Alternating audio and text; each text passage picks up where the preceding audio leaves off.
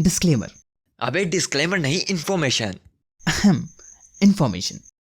दरअसल इस special episode को थोड़ा और स्पेशल बनाने में कुछ और दोस्तों ने भी हमारी मदद की है, तो उन्हें भी अपना प्यार और सपोर्ट जरूर दिखाइए। उनके इंस्टाग्राम हैंडल्स आपको नीचे डिस्क्रिप्शन में मिल जाएंगे।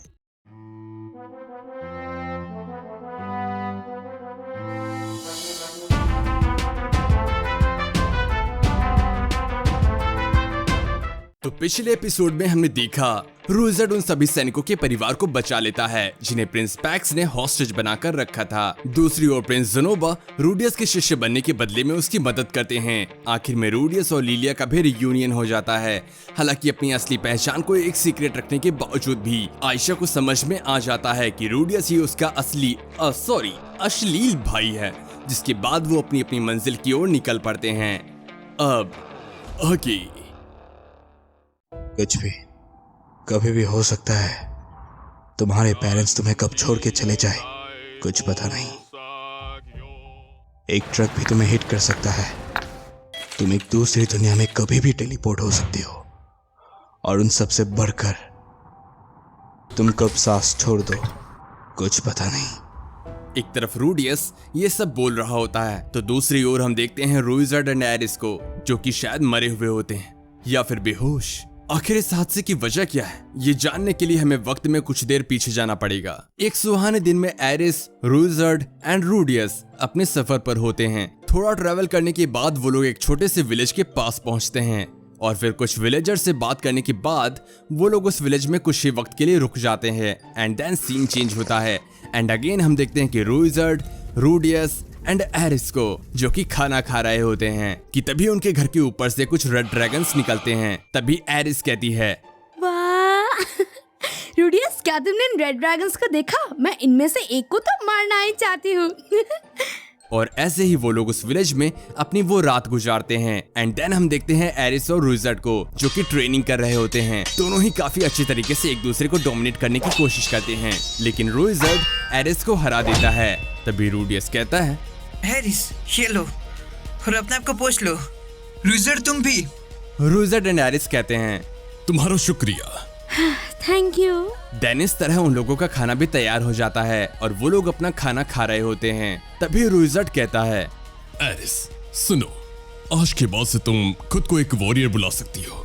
मुझे पता है तुमने मुझे नहीं हराया, लेकिन फिर भी तुम में अब एक वॉरियर की सारी स्किल्स हैं। क्या सच में? मुझे यकीन नहीं हो रहा। कहीं मैं सपने में तो नहीं? हे रूडियस, क्या तुम मुझे पिंच करोगे? नहीं, अगर मैंने ऐसा किया तो तुम मुझे पंच करोगी। नहीं, मैं इस बार कुछ नहीं करूंगी, चिंता मत करो। एंड देन रूडियस एरिस के चेस्ट पर पिंच कर देता है और अगले ही पल उसके मुंह पर एक उड़ता हुआ पंच आता है जिससे वो दूर जाकर गिरता है। एरिस गुस्सा करते हुए कहती है, मैंने तुम्हें यहाँ पिंच करने को नहीं बोला था।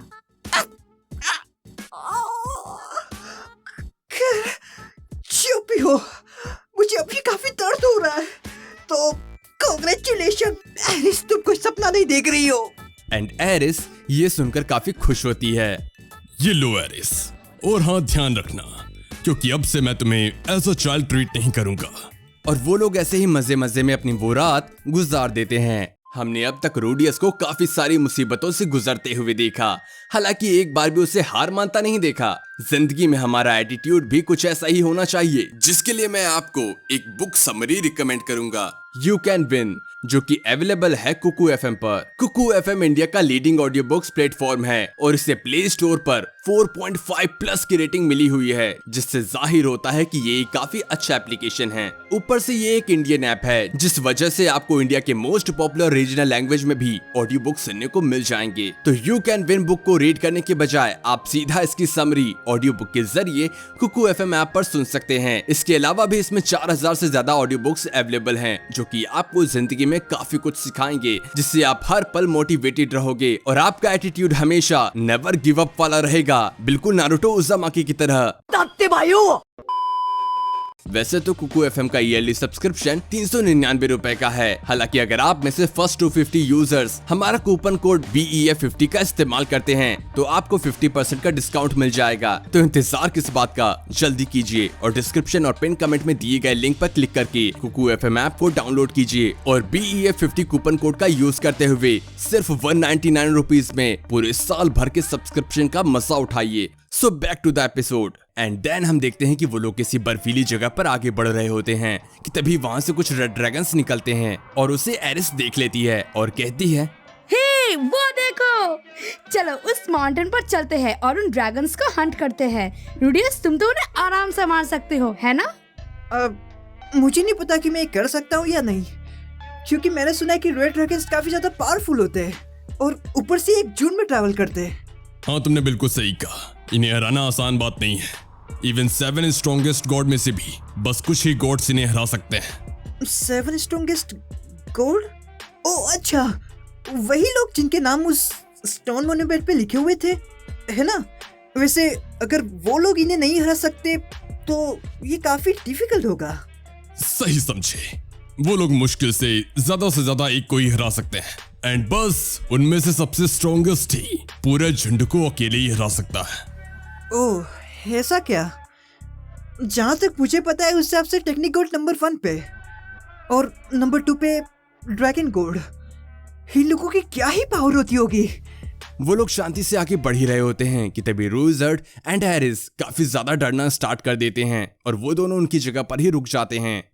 क्या हुआ तुम दोनों को? ऐसा क्या है सामने जो तुम इतने डर रहे हो?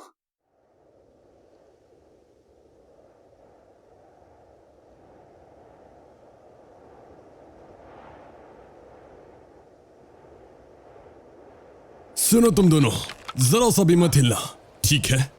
कि तभी हम देखते हैं सामने से उनकी तरफ 2 लोग आते हैं और शांति से वहां से जा ही रहे होते हैं कि तभी उनमें से एक बंदा तीनों से थोड़ा सा दूर जाकर रुकता है। इतने में ही उनका ऑक्स डर के मारे पागल हो जाता है और वहां क्लिफ से नीचे छलांग मार देता है। तुम रूइजर्ड और सुपरडिया ही हो, है ना? और शायद तुम एरिस बोरियस ग्रे रैट, लेकिन तुम्हें मैं नहीं जानता। तुम कौन हो और तुम्हें हमारा नाम कैसे पता? वेल जो भी हो, मैं तुम दोनों से यहाँ नहीं मिलने वाला था, लेकिन फिर भी मैं यहाँ से चलता हूँ। वो बंदा वहां से जा ही रहा होता है लेकिन फिर रूडियस पीछे मुड़ता है और कहता है, हे तुम कौन हो? और मेरा नाम है रूडियस ग्रे रैट। Grey rat? अच्छा, वैसे तुम ग्रे रैट की कौन सी ब्रांच से हो? तुम्हारे बाप का क्या नाम है? Paul Gray Rat. पोल? वैसे ये काफी अजीब है क्योंकि पोल की सिर्फ 2 लड़कियां ही होने वाली थी। खैर, तुम मेरी आंखों में बड़ी बेफिक्री से देख रहे हो। वैसे वो थोड़ी सी डरावनी तो है, पर इतनी भी नहीं। खैर जो भी हो, तुम्हें मुझसे क्या काम है? नहीं, ज्यादा नहीं, बस मुझे तुम्हें देखकर लगा कि शायद तुम्हें माना क्लाइमेट के बारे में कुछ पता होगा। नहीं, मुझे नहीं पता। ओ अच्छा, अब मुझे माफ करना, मैंने आपका फालतू में टाइम वेस्ट कर दिया। तो ठीक है, तो अब हम चलते हैं। ह्यूमन गॉड, क्या तुमने ये नाम सुना है? हाँ, मेरे सपनों में।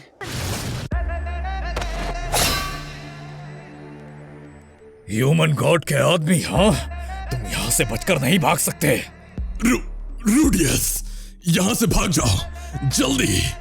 एंड इसके बाद रूजर्ड अपनी पूरी 100% पावर से उस पर्सन पर अपने स्पेयर से अटैक करता है और उन अटैक्स को वो बंदा बस अपने हाथों से ही रोक लेता है। देन वो रूजर्ड पर बस 3 पंच काउंटर करता है और रूजर्ड ऑफ सुपरडिया बस वो 3 पंच खाकर नीचे गिर जाता है।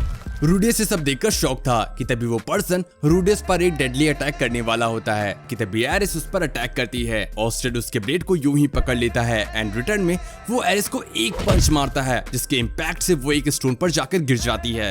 एरिस, काफी बढ़िया। मुझे हमेशा से पता था तुम में काफी पोटेंशियल है, जरूरत थी बस उसे बाहर लाने की। एंड देन वो रूडियस की ओर देखता है। रूडियस अपनी डीमन आई से उसकी मूवमेंट्स को प्रेडिक्ट करने की कोशिश करता है लेकिन पता नहीं क्यों डीमन आई उसकी मूवमेंट्स को प्रेडिक्ट नहीं कर पा रही होती है। रूडियस कुछ समझ नहीं पाता कि इतने में ही ऑस्टेड उसके पेट को बस टच ही करता है कि रूडियस के पूरे मुंह से खून आना स्टार्ट हो जाता है। सुनो ह्यूमन गॉड के आदमी, मरने से पहले मेरा एक काम करना। ह्यूमन गॉड को कहना कि ड्रैगन गॉड ऑस्टेड उसे जान से मार कर ही रहेगा। एंड इन सभी के बाद ऑस्टेड और वो लड़की वहां से जाने लगते हैं कि तभी एरिस फायरबॉल यूज करने का ट्राई करती है, लेकिन कुछ भी नहीं हो पाता। लेकिन रूडियस जमीन पर अपना हाथ टच करता है, जिससे वहां एक ड्रिल बाहर आती है और वो काफी स्पीड में ऑस्टेड की ओर आगे बढ़ती है, लेकिन ऑस्टेड उसे अपने हाथों से ही रोक देता है। ओह, बिना चैंट के मैजिक, क्या ये सब तुम्हें ह्यूमन गॉड ने सिखाया है? इसके बाद रूडियस उस पर फायरबॉल मारने का ट्राई करता है, जिसे देखकर ऑस्टेड मैजिक नलिफिकेशन नाम की एक एबिलिटी को यूज करता है। उस एबिलिटी की वजह से रूडियस सही से फायरबॉल यूज नहीं कर पाता, इसलिए वो खुद को मैजिक से दूर ढकेल लेता है और इसके बाद वो ऑस्टेड पर काफी गॉड लेवल का फायरबॉल यूज कर देता है। ऑस्टेड उस फायरबॉल से खुद को बचाने के लिए एक ड्रैगन मिरर टाइप का कुछ ओपन करता है, लेकिन रूडियस का फायरबॉल इतना स्ट्रॉन्ग होता है कि वो उस मिरर को क्रैक कर देता है। क्या कमाल का माना है, ये बच्चा पक्का लैपलेस की टक्कर का है। थोड़ी देर बाद उसका फायरबॉल भी नलीफाई हो जाता है और फिर हम देखते हैं कि वो रूडियस के पास जाकर उसे अपने हाथों से पकड़ता है।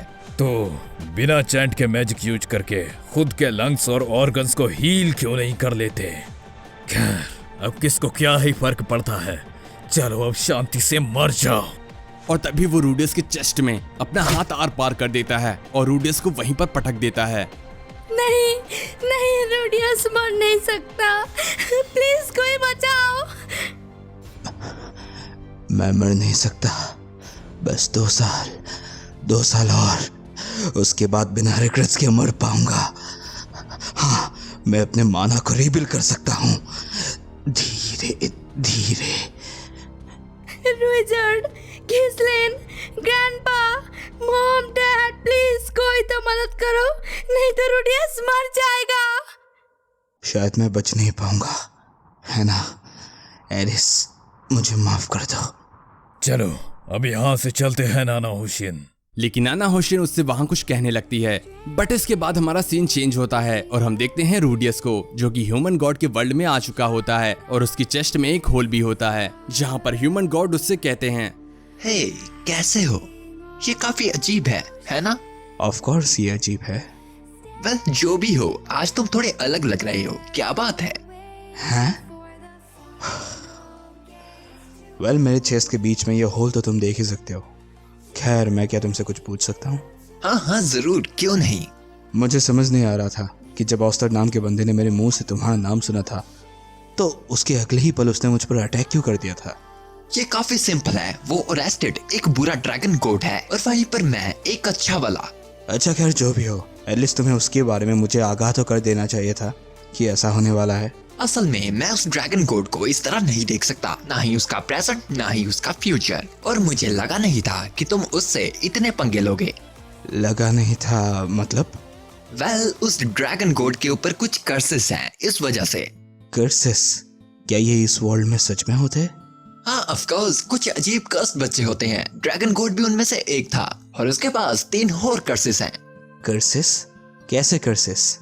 वेल, क्या तुम्हें याद नहीं कि जब वो वहाँ आया था, उसे देख कैसे एरिस और रिचर्ड डरने लगे थे? तुम्हें याद तो होगा ही। खैर, ऐसा एक कर्स की वजह से है। इस दुनिया के जितने भी लिविंग क्रीचर्स हैं, वो सभी ओरेस्टेड से डरते हैं। ओह अच्छा, वेल ये काफी बेकार होगा, लेकिन फिर भी मुझे उससे बिल्कुल डर नहीं लगा। ऐसा क्यों? क्योंकि तुम इस दुनिया के नहीं हो, तुम दूसरे वर्ल्ड के हो। याद नहीं, जब तुम रिचर्ड से मिले थे, तुम उससे भी कहाँ डरे थे? क्या इसका मतलब रिचर्ड वो भी एक कर्स चाइल्ड है? नहीं नहीं, मैंने ऐसा कब भी कहा, लेकिन फिर भी रिचर्ड का जो स्पेयर है वो कर्स्ड है। लैपलेस ने उसका कर्स ऑफ फेयर उन स्पेयर्स में डालकर सुपर्ट को दे दिया, जिससे ये सब हुआ। ओह अच्छा, वेल लेकिन अगर ऐसी बात है तो इसका मतलब हमने इतनी जो मेहनत की है वो सब वेस्ट है? तुमने मुझे ये सब पहले क्यों नहीं बताया? वेल, ऐसा नहीं है, उसका कर्स गायब होना शुरू हो चुका है जब से उसने अपने आप के बाल काटे हैं ना, तब से। बाल काटे हैं तब से? मैं कुछ समझा नहीं। हाँ, बाल काटे हैं तब से, क्योंकि लैपलेस के भी ग्रीन बाल ही थे। अच्छा, वेल जो भी हो, मुझे कुछ समझ नहीं आया, लेकिन मुझे नहीं लगा था रिचर्ड इतनी आसानी से पिट जाएगा। वैसे क्या हम उसे नहीं हरा सकते थे? चलो भी, वो इस दुनिया में स्ट्रॉन्गेस्ट है, वो अकेला ही इस वर्ल्ड को खत्म करने की पावर रखता है, लेकिन इन द एंड उसके कर्सेस उसे होल्ड करके रखते हैं। स्ट्रॉन्गेस्ट? लेकिन वो तो नंबर 2 पे है ना? नंबर 1 पे तो वो टेक्निक गॉड है। हाँ वो टेक्निक गोड होगा नंबर 1 पे, पर असल में वो भी अरेस्टेड को नहीं हरा सकता। अच्छा वैसे तुम उसे नहीं देख सकते, बट फिर भी तुम्हारे पास उसकी इतनी इन्फॉर्मेशन कैसे? अब देखो। मुझे नहीं जाना तुम क्या छुपा रहे हो, क्योंकि अब हम कभी नहीं मिलने वाले। तुम्हारा क्या मतलब? वेल, इसका मतलब सीधा है कि मैं मर चुका हूँ।